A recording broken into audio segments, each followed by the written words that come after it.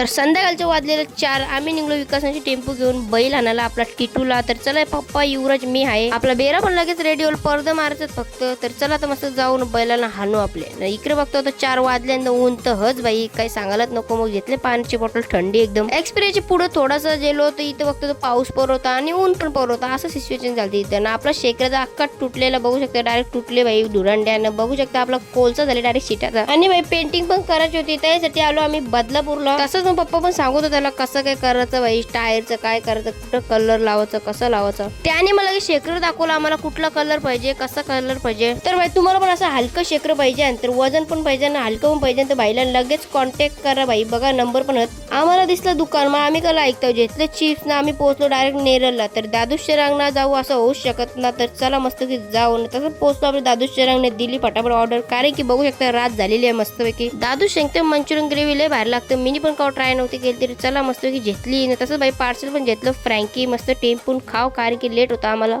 तसंच बाई ज्याला फोरला फ्रँकीने बघतो तो एकच नंबर लागू होता। मग पोहोचलो आपल्या टिटूच्या रांगणे, याही पण मस्त की रंगवले आपल्या टिटूला बघू शकता।